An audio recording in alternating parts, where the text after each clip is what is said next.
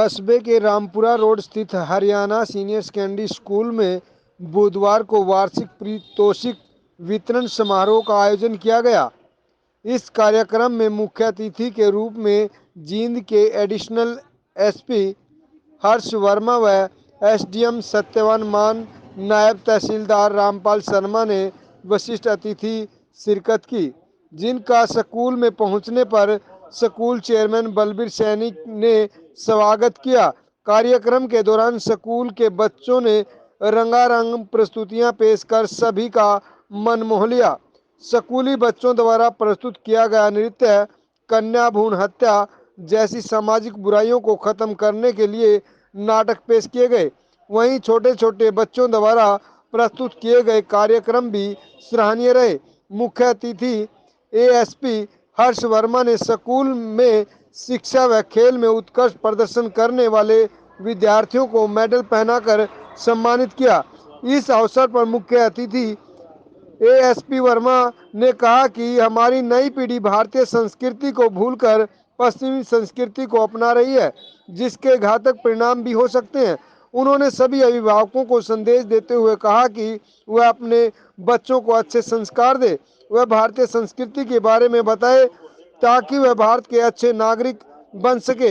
बच्चों को पढ़ाई के साथ साथ खेलकूद व सांस्कृतिक कार्यों में बढ़ चढ़कर भाग लेने के लिए प्रेरित किया, क्योंकि पढ़ाई के साथ साथ खेल भी जरूरी है। तो मैं आपको यही एडवाइस दूंगा सभी बच्चों को कि जिस उत्साह के साथ, जिस एंथुजियाज्म के साथ आपने आज पार्टिसिपेट किया है, उसी को आप कायम रखें, बरकरार रखें, क्योंकि आगे जाके आपके सेल्फ एस्टीम के लिए, आपके कॉन्फिडेंस के लिए बहुत अच्छा रहेगा। अपनी पढ़ाई को आप बहुत सीरियसली लीजिए। ये आपके डेवलपमेंटल ईयर्स हैं, आपके फॉर्मेटिव ईयर्स हैं।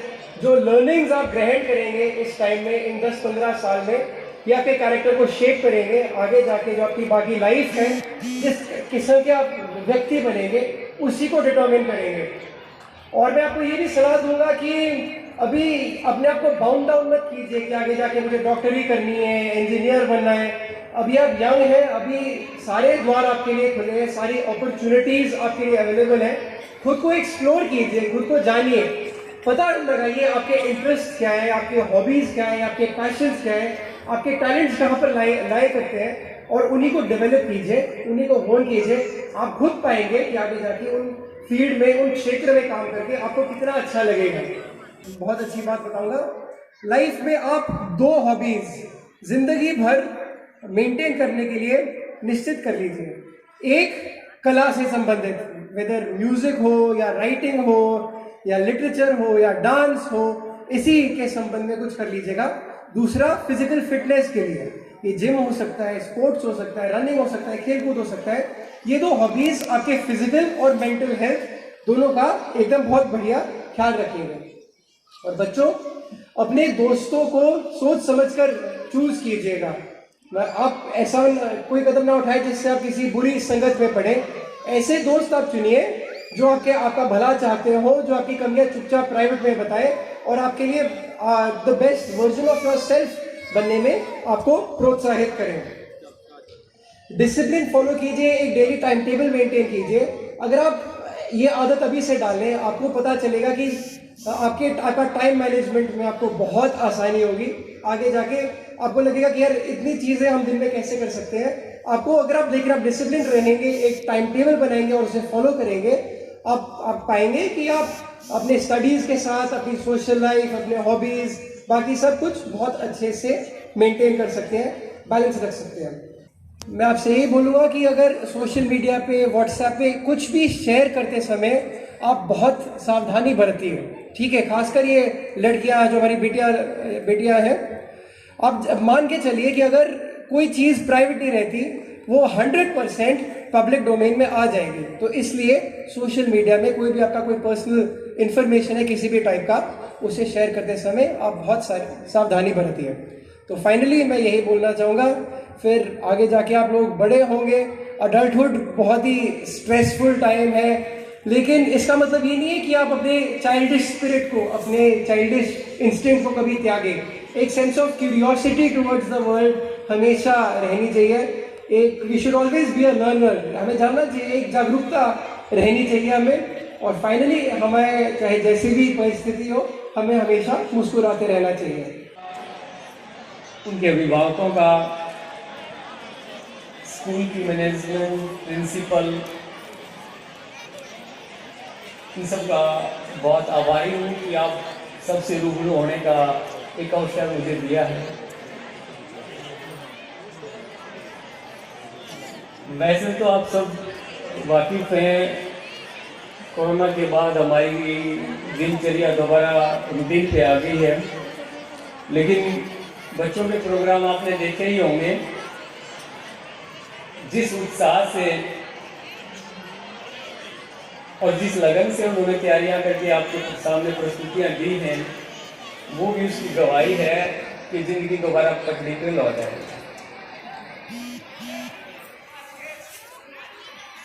ये एनुअल फंक्शन या प्राइज डिस्ट्रीब्यूशन फंक्शन ना सिर्फ बच्चे को उसकी पूरी साल की परफॉर्मेंस का एहसास कराता है, बल्कि उसको और ज़्यादा जिम्मेवारी देता है कि वो बाकियों से और आगे कैसे निकले और लगन से कैसे मेहनत करे।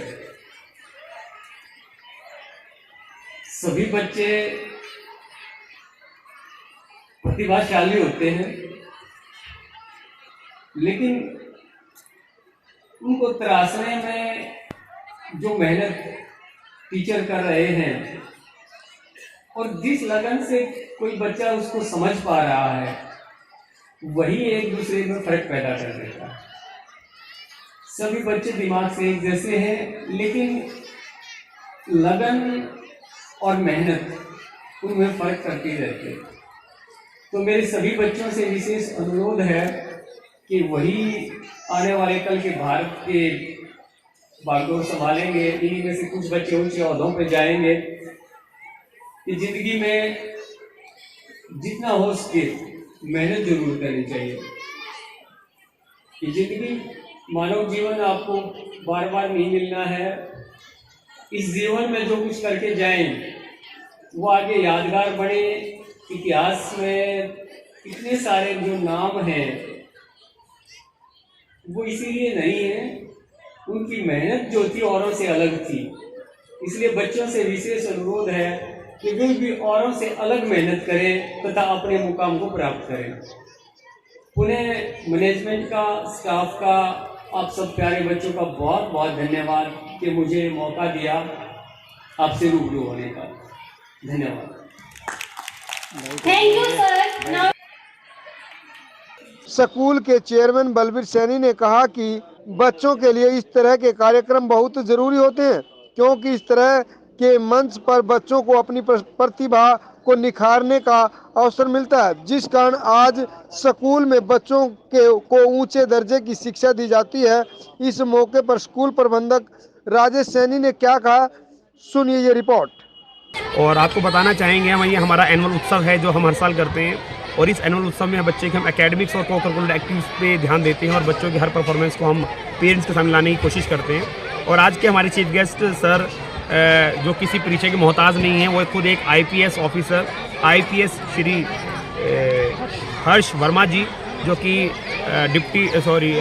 एडिशनल SP हैं, जीन कार्यरत हैं, वो हमारे यहाँ पर चीफ गेस्ट के तौर पे आए।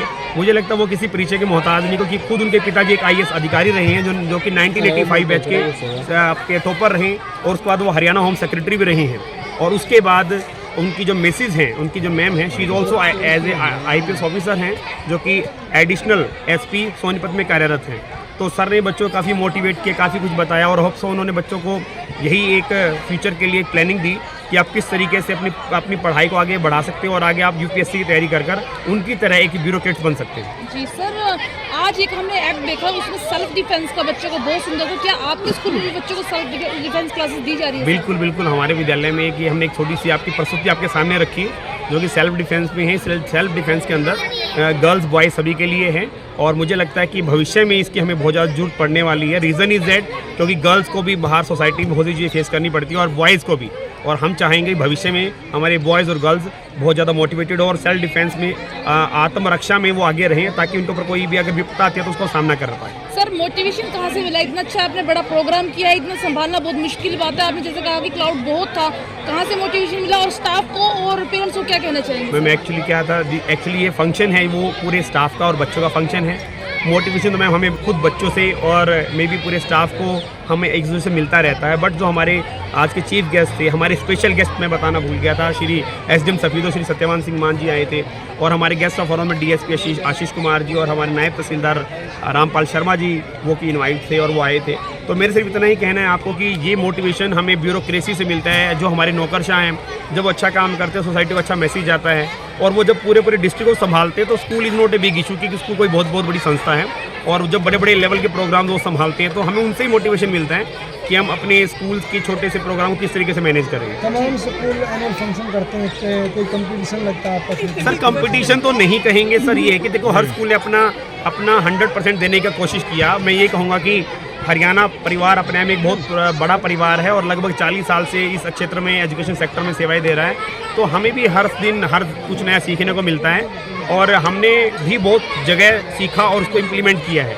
अगर इस फंक्शन के बाद न्यू एकेडमिक ईयर स्टार्ट होगा, तो क्या एक्सप्रेशन लगाते हैं आज की परफॉर्मेंस? सर आज का ये रहेगा सर हमारा कि भविष्य में बच्चों के पेरेंट्स से इतना तो हम उनको एक प्रॉमिस कर ही रहे हैं कि जो चीज़ हम आपको दिखा रहे हैं, जो हम आपको चीज़ बता रहे हैं, हम फ्यूचर में उसको इम्प्लीमेंट करेंगे। और मेरा ये भी एक सुझाव रहेगा आपके माध्यम से हर पेरेंट्स को कि बच्चों की हर एक्टिविटी पे वो ध्यान दें, केवल वो एकेडमिक्स ना देखे, को करिकुलर एक्टिविटी पे भी ध्यान दें, क्योंकि कुछ बच्चे डांस में अच्छे हैं, कुछ बच्चों की स्पोर्ट्स में अच्छे हैं। अभी हमारे ही विद्यालय से एक गुड़िया है जिसका नाम शांभवी है, वो गुड़िया पार्लियामेंट में स्पीच दे के आई, तो उसकी पार्लियामेंट की स्पीच हमने नहीं पूरे देश ने देखा, पूरी दुनिया ने देखा, और वास्तव में उसके जो शब्दकोश में शब्द हैं इतने ज़्यादा प्रभावित करने वाले थे जिनको हर व्यक्ति को अच्छा लगे।